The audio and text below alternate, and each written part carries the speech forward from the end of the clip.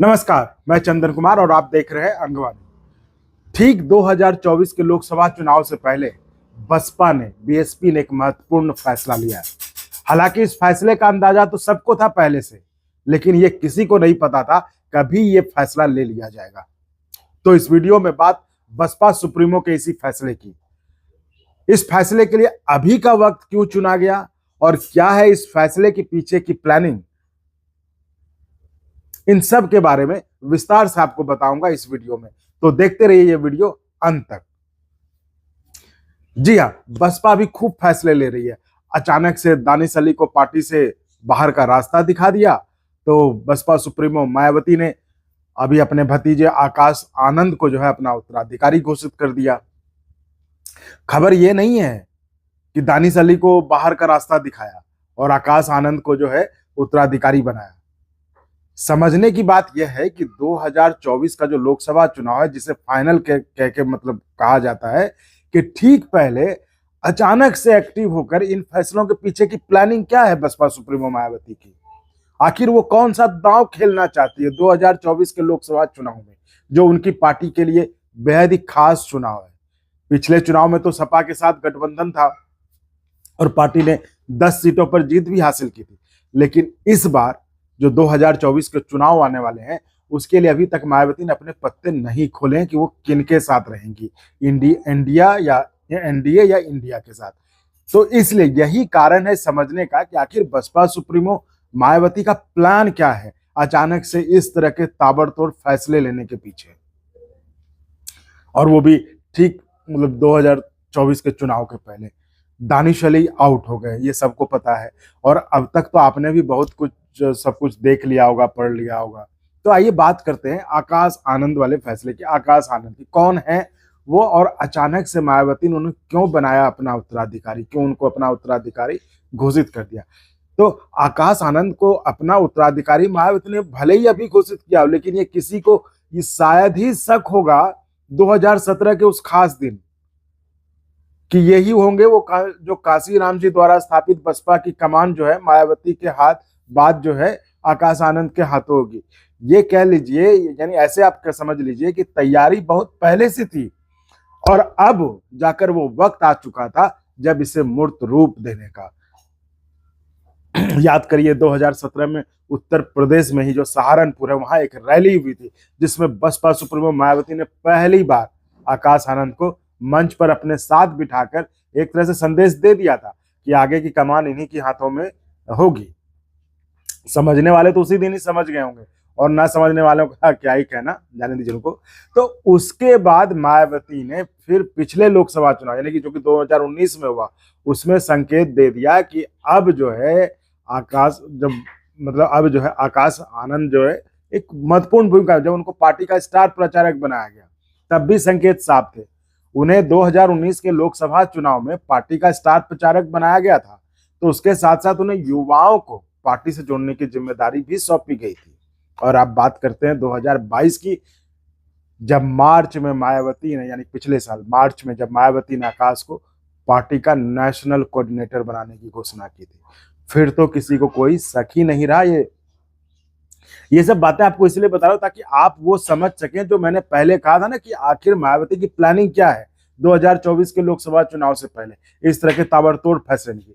जी, तो मैं यही बताने की कोशिश कर रहा हूं कि ये फैसले अचानक से नहीं लिए गए, सब एक प्लान के तहत हो रहा है। मायावती की उम्र के बाद जाहिर है पार्टी की बागडोर किसी न किसी को तो सौंपना ही था, तो मायावती ने प्लान कर रखा था और वो बस अपने प्लान को धीरे धीरे ग्रेजुअली एक्सिक्यूट कर रही थी। सबसे पहले 2017 में अपने बगल में पार्टी की रैली में बिठाना, बगल में बिठाकर सबसे पहले उन्होंने संकेत दिया। फिर 2019 में पार्टी का स्टार प्रचारक बनाकर संकेत दिए, और फिर 2022 के मार्च में नेशनल कोऑर्डिनेटर के रूप में उनके नाम की घोषणा की गई, और अब जाकर आकाश आनंद को जो है 2024 के पहले उत्तराधिकारी घोषित किया। तो ये सब एक प्लान के तहत हो रहा था। मतलब जब आप सोच रहे थे या इस बात की चर्चा कर रहे थे कि मायावती आखिर इतनी शांत क्यों है, बसपा इतनी शांत क्यों, इनएक्टिव है, तो दरअसल वो इनएक्टिव नहीं थी, वो इसी प्लान पर काम कर रही थी कि पार्टी आगे कैसे चलेगी, कौन चलाएगा पार्टी को, वो हाथ कौन सा होगा जिसके हाथों पार्टी की बागडोर सौंपी जाएगी और कैसे सौंपी जाए।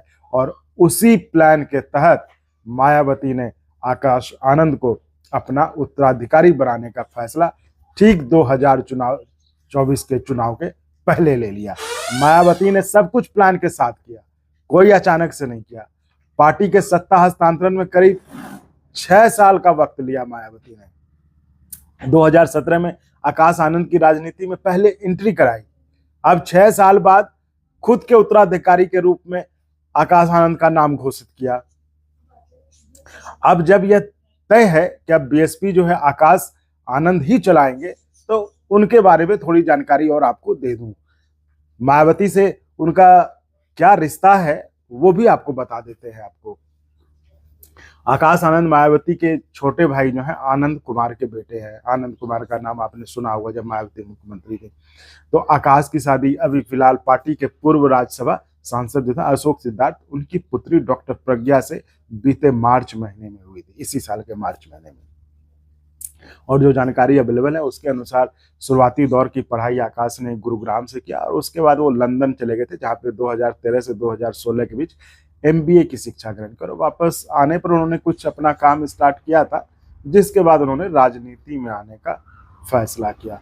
जैसा कि आपको भी पहले बताया कि आकाश आनंद को युवाओं से जो युवाओं को पार्टी से जोड़ने की जिम्मेदारी भी मिली थी, तो उसी के तहत सबसे पहले उन्होंने पार्टी को सोशल मीडिया प्लेटफॉर्म का जरिया बनाकर युवाओं और लोगों के बीच पहुंच बनानी शुरू की। जो बसपा पहले सोशल मीडिया पर नहीं थी, अब फेसबुक से लेकर ट्विटर जो कि एक्स है, हर जगह मौजूद है। अब तो बसपा सुप्रीमो जो मायावती भी ट्विटर हैंडल वो भी ट्विटर पे है, यानी एक्स पे है, तो जो आकाश आनंद के सुपरविजन में ऑपरेट होता है। तो लब्बो लुबाब ये कि पार्टी को जो जेनरेशनल चेंज देना था, जो जेनरेशनल चेंज की प्रक्रिया से गुजारने का काम जो है, ये प्लान के तहत पहले से हो रहा था और आकाश आनंद उसी जेनरेशनल चेंज के तहत लाए गए, जिन्हें पार्टी को आज के जमाने के हिसाब से बदलने की शुरुआत की। जैसे आपको सोशल मीडिया का ही उदाहरण बताया, सोशल मीडिया पर पहले नहीं थी पार्टी और अब है। फेसबुक से लेकर बताया, फेसबुक से लेकर ट्विटर, एक्स, हर जगह है, तो जिसका क्रेडिट आकाश आनंद को ही जाता है। तो ये थी जानकारी बसपा के प्लानिंग की। फिलहाल इतना ही। अब देखना यह है कि 2024 के चुनाव में जो कि आकाश आनंद के लिए भी एक टेस्ट होगा, उसमें कितना सफल होती है पार्टी यानी बीएसपी। साथियों, आपको हमारा यह प्रयास सही लग रहा होगा, अपना फीडबैक जरूर दें ताकि सुधार की गुंजाइश हो तो हम उसे सही कर सकें। साथ ही सब्सक्राइब कर सपोर्ट करना ना भूलें। सब्सक्राइब करना बिल्कुल भी आसान है और फ्री भी है। बस आपको सब्सक्राइब बटन पर क्लिक करना है और बेल आइकन भी दबाना है ताकि हर नया अपडेट आपको तुरंत मिल जाए।